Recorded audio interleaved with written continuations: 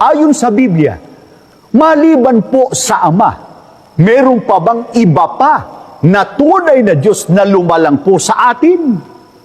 O, hindi po ako sasagot, Biblia po. Ganito po ang pagtuturo sa atin ng propeta ng Panginoon Diyos na si Malakias. Sa kanyang sulat sa Malakias 2:10, ganito ang ating mababasa. Hindi ba iisa ang ating Ama? At ito'y ang iisang Diyos na lumalang sa atin. Mga sumusubaybay po sa palatuntunang ito. Ang iisang Ama, ang siya rin pong iisang Diyos, ayon po sa mga propeta.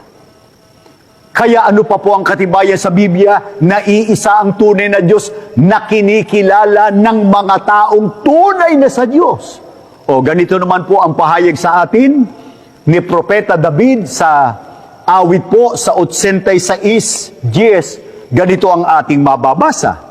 Sapagkat ikaw ay dakila at gumagawa ng kagilagilalas ng mga bagay, ikaw na mag-isa ang Diyos. Mga kaibigan namin, lalo po sa hanay ng mga hindi pa po kaanib sa Iglesia ni Cristo, letra por letra po. Sabi ka ng Biblia, isang Diyos. O tanggapin ko, sabi ng Biblia, isang Diyos. Ano naman ang sabi ni Kristo? Gis 30 ng Juan. Ako at ang Ama ay iisa. Wala palang nalalabag naman eh. Kahit nabilangin mo eh.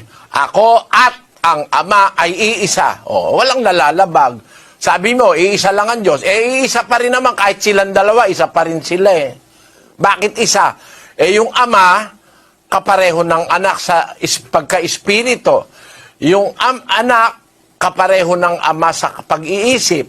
Yung anak ay kapareho ng Ama sa prinsipyo, sa pag-ibig, sa pagmamahal, sa pagmamalasakit. Magkapareho sila eh. Kaya iisa lang sila. Parang halimbawa, ang mga Kristiyano, pagka tayong lahat magkakadiwa, ano ang tawag sa atin ng Biblia? 3:28 ng Galacia. Walang magiging Hudyo o Griego man, walang magiging alipin o malaya man, walang magiging lalaki o babae man, sapagkat kayong lahat ay iisa kay Kristo Jesus. Makilala ka nila, iisang Diyos na tunay. Ilan ka? Iisa. Lahat ng Kristiyano, iisa rin eh. Pag walang kokontra sa mali, lahat ng tao maniniwala sa mali.